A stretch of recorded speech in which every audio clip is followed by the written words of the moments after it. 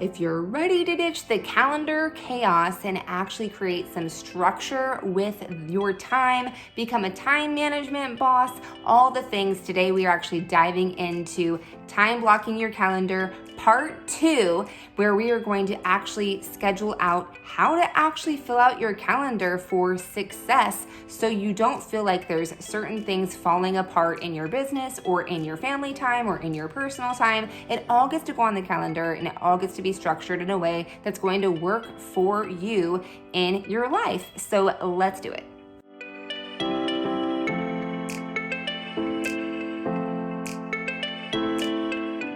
Welcome back to my channel, friend. Jen Johnson here, your high performance Christian business coach. And on this channel, I am all about helping you clarify your message and your offers so you can land dream clients that are going to help you turn your purpose into profit, leading like Jesus, all the jazz. So be sure to subscribe so you and I can hang out here every week, and let's get into time blocking and filling out your calendar.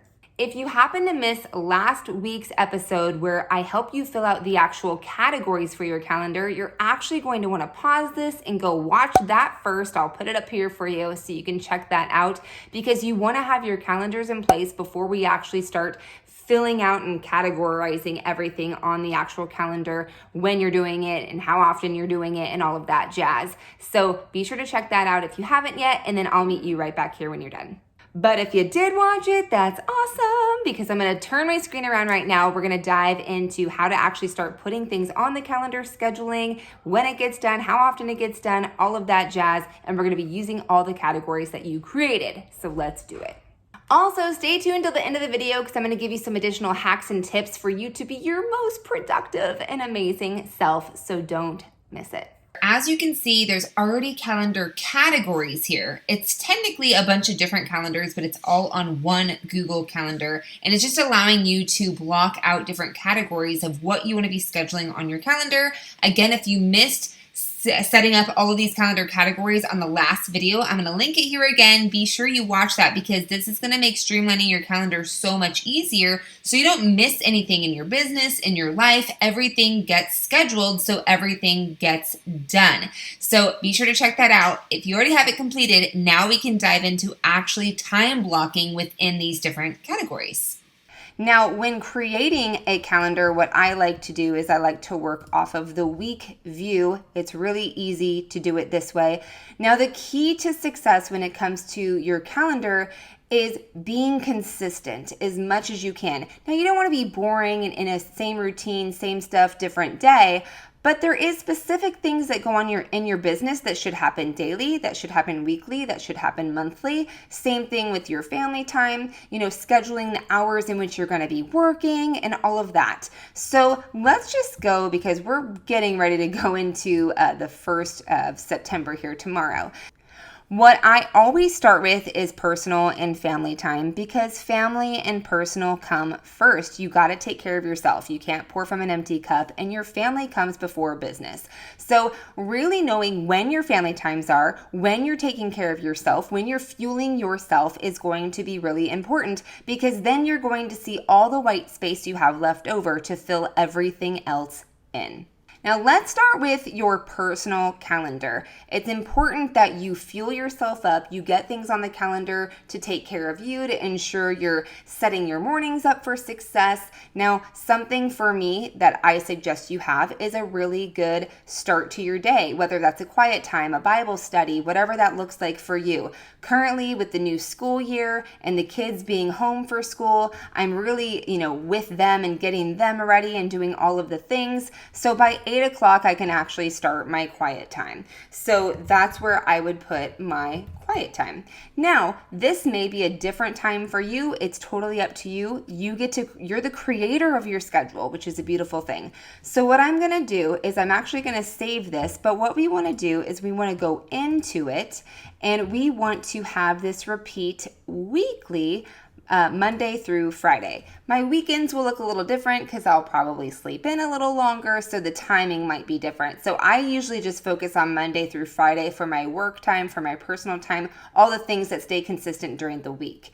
It, again, can look different for you, but this is how I personally do it. Now, notice I have a notification here set for 30 minutes prior. That's something I suggest, whether you do it 10 minutes prior, 30 minutes, 15 minutes, whatever that looks like, but you want to have a notification here because that's when your phone will notify you or your watch will notify you, whatever you have connected. So we're going to hit save, and now you're going to see that quiet time happens Monday through Friday from 8 to 9.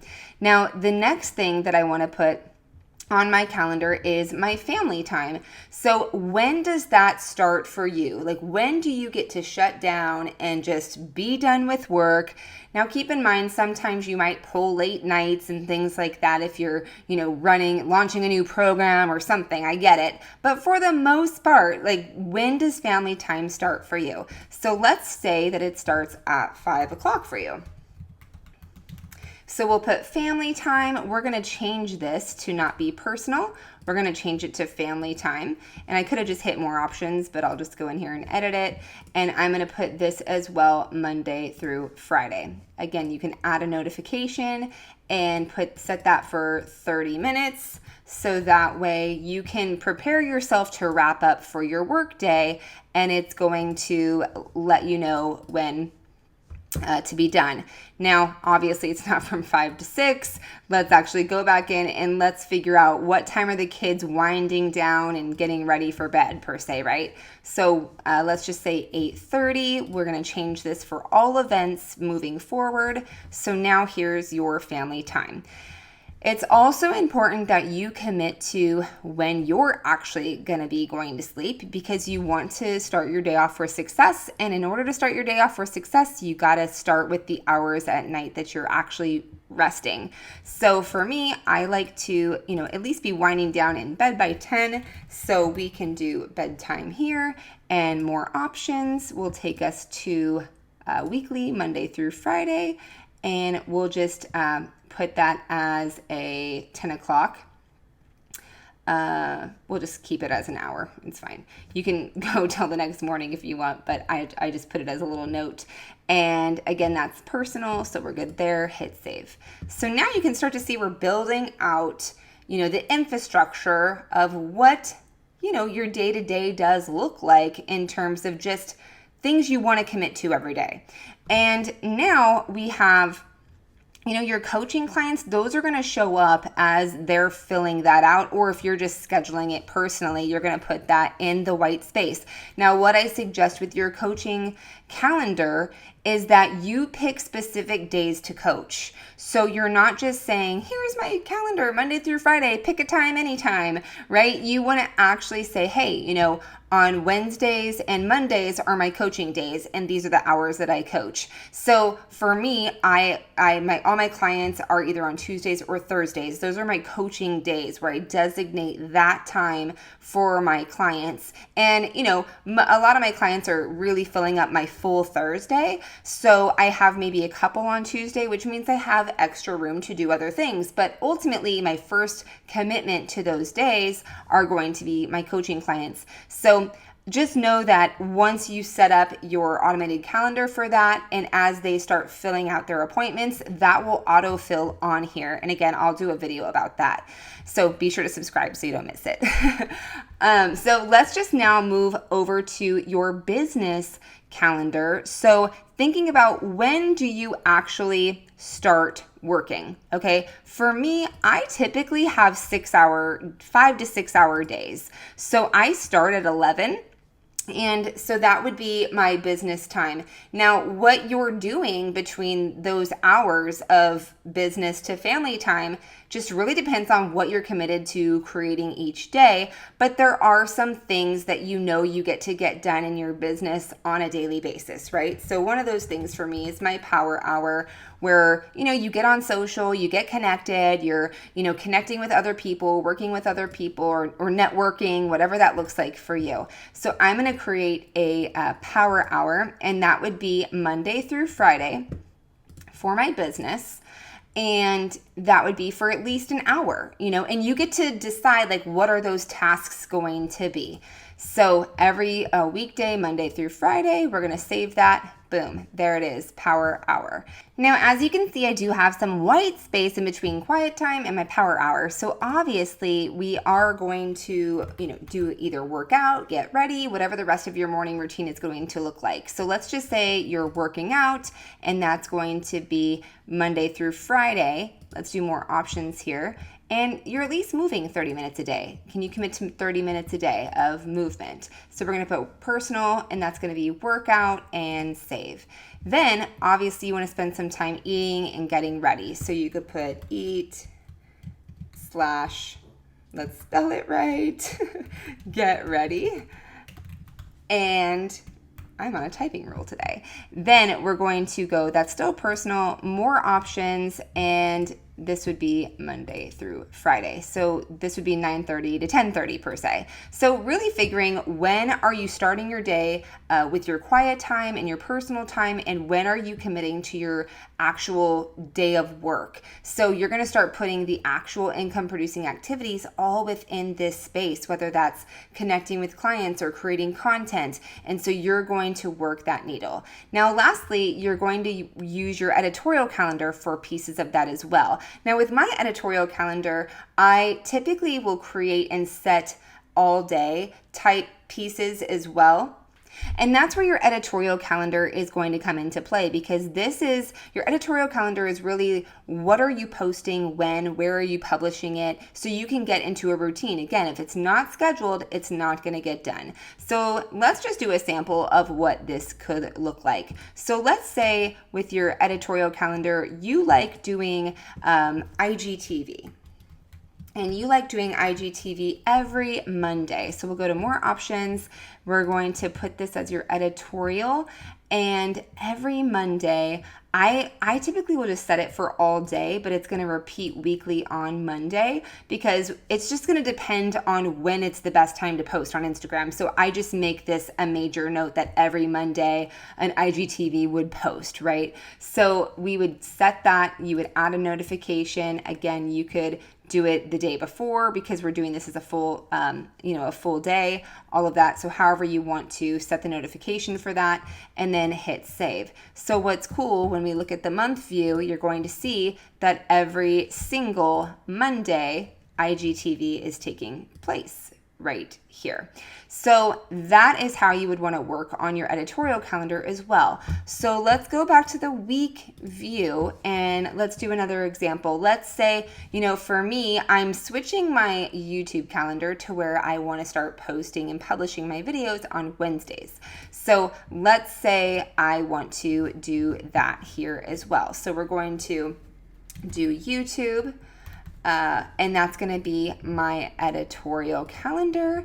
And this is going to, let's go to more options. And again, we're going to go weekly on Wednesday, and we're going to select all day and hit save. So that takes place then. So you want to think, how often are you showing up where? And when are you committed to doing it? One thing I have on my calendar, it's actually a monthly thing that I do. On the third Tuesday of every month, I do a masterminding with my students inside of my program. So I would schedule for every Tuesday for it to be the content code mastermind. And so that again would go it could go on your editorial calendar, because you're technically, sharing value and information with them, or it can go on your business calendar. It's totally up to you. So now once I have that scheduled, I do more options, and I actually want this to repeat.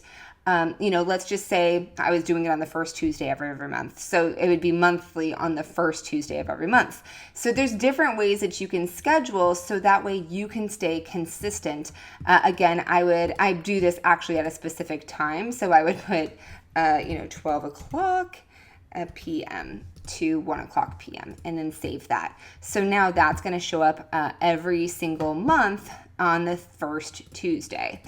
So this is how you can start to build out your actual calendar, and know that with all this white space, this is where you get to be your most productive self. You want your business time to be the time where you have the most energy, where you have the time to record your content, where you have the time to have conversations, where you have the time to schedule your sales calls, whatever that's going to look like. But this is how you can block it out. Now, when, again, one thing that I do for time blocking's sake is there are certain times in the month where I'm setting aside that time and I'm recording 4 videos for the following month. So actually what I would do is every 4th Monday, I am mapping out content, and then I am going to put that as part of editorial, and actually, it's going to be business. Let's put it as business. So I'm mapping out content, and I'm going to give myself a specific amount of time to do that. Let's say I give myself, from 12:30 to 2:30, I give myself 2 hours to figure out the 4 content pieces I'm doing for the following month. And I want this to repeat monthly on the last Monday of every month, because I want to prepare for the month ahead or the 2 months ahead or whatever that looks like. So again, you can add that notification and hit save. So this is where you really start to build out a calendar that has blocks of time that is going to allow you to be your most productive self. And you did it. You actually created your own calendar that is set up for you to win in your business. Now, here's the deal. You have your time blocks created. What I want you to do from here, this is a bonus tip. I want you to time your time blocks. What does that even mean? That means that every section that you have created, I want you to actually set a timer for how long it's going to actually take for you to accomplish it.